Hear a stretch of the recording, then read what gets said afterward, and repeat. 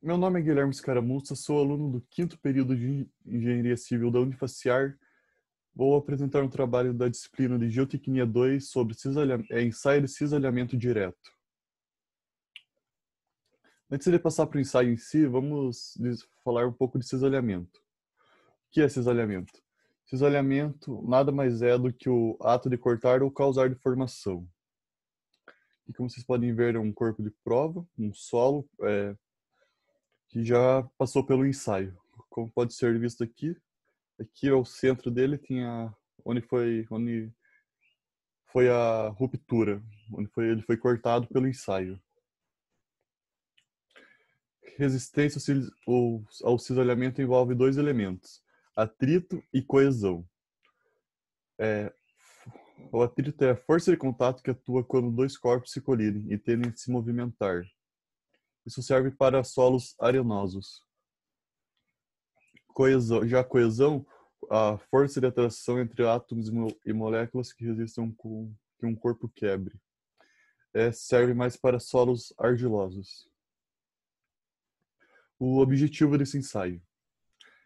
É, esse tipo de ensaio é utilizado para a obtenção de coordenadas de pontos de envoltória de resistência de maior Coulomb, para obtenção de parâmetros de resistência, coesão e ângulo de atrito. Importância. O ensaio de cisalhamento direto é de fundamental importância, pois garante ao projetista determinação dos parâmetros geotécnicos, coesão e ângulo de atrito, dados indispensáveis para subsidiar estudos geotécnicos, como, por exemplo, a coesão e ângulo de atrito. São parâmetros de entrada para calcular o fator de segurança de taludes e elaborar projetos de contenção. Também possibilita a análise de estabilidade de fundações.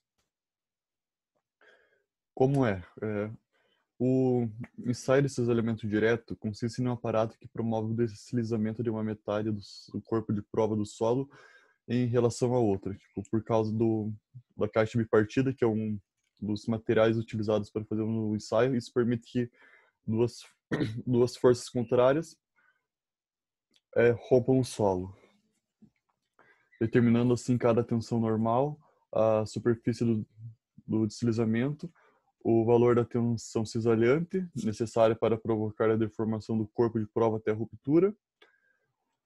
O ensaio é executado mantendo-se a constante tensão vertical, medindo-se a tensão cisalhante correspondente a cada deformação horizontal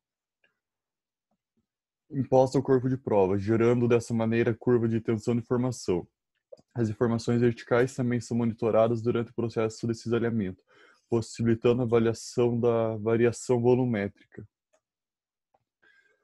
Esse ensaio pode ser executado em 5 modalidades, sendo elas ensaio rápido adensado, ensaio rápido adensado saturado, ensaio lento adensado e ensaio lento adensado saturado. Os materiais. Aqui, ó, essa caixa que eu falei agora há pouco, caixa bipartida. Ela tem ela é feita em duas partes, assim, ela pode deslizar uma sobre a outra, tipo dessa forma assim. Dotada de placas dentadas, perfuradas, pedras porosas, de topo e base e cap de transmissão de carga. São esses equipamentos que estão em volta dela aqui. O molde de corpo de prova, que ele é formato um prisma, né? Que após ser compactado dentro do molde, ele veio para a caixa bipartida. Né?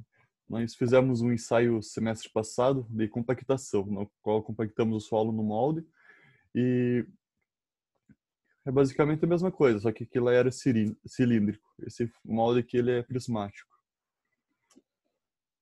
Aqui nós temos a prensa equipada com motor de sistema de transmissão de carga. Aqui é o caixa bipartida, aqui é o centro. Extensômetros mecânicos ou transdutores elétricos de deslocamento. Esses sensores são para medição de cursos elétricos com fixação através de olhais, presilhas ou flange com aço cursor junto ao corpo de prova, retornando a haste pode ser através de mola com apalpador, a ligação elétrica através de cabos ou conectores. anel de carga ou célula de carga elétrica. Isso é um dispositivo responsável por medir a deformação ou flexão de um determinado corpo, o qual transforma a grandeza física em um sinal elétrico. No caso, a deformação do corpo será proporcional ao peso aplicado a ele, ou seja, quanto maior a alteração, maior o peso massa aplicada sobre a superfície. Aqui nós temos um esquema do ensaio. Nessa parte do desenho que nós temos a caixa bipartida. Aqui tem a placa dentada e perfurada, a pedra porosa em cima e embaixo, e o solo dentro da caixa. Vocês podem ver aqui que tem uma linha de deslizamento onde vai romper o solo.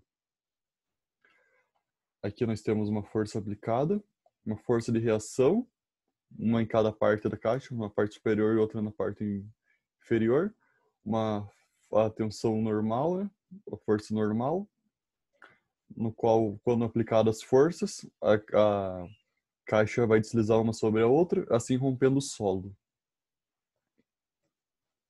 As vantagens. Ele é simples, prático e de baixo custo. E permite determinar a resistência residual, essa resistência residual são as tensões elásticas existentes em um corpo sem a existência de carregamentos externos. Desvantagens.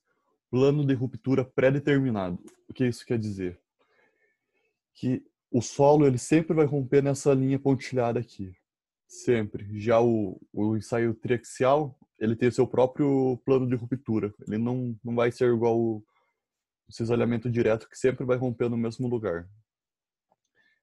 Ele também não permite controlar as poropressões e o estado de tensões completo não é conhecido. Aqui temos um exemplo do círculo de Mohr-Coulomb,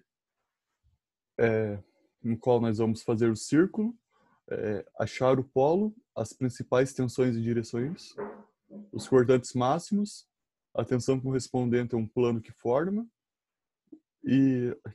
um ângulo de 60 graus, com a horizontal no sentido horário. Aqui nós temos um esquema com as tensões de 12 MPa e 5 MPa e a tensão normal de 3 MPa. Aqui é a mesma coisa, só que aqui nós vamos achar para o ponto A e o ponto B. O ponto A vai ser o 12 MPa de tensão cisalhante e a tensão normal vai ser 3 MPa. O ponto B vai ser 3 MPa de tensão normal e 5 MPa de tensão cisalhante. Aqui nós fizemos o gráfico. Achamos o ponto A, que seria 3 MPa da tensão normal e 12 MPa da tensão cisalhante. Ficaria aqui o ponto. Já o ponto B seria 5 MPa de tensão cisalhante e 3 MPa de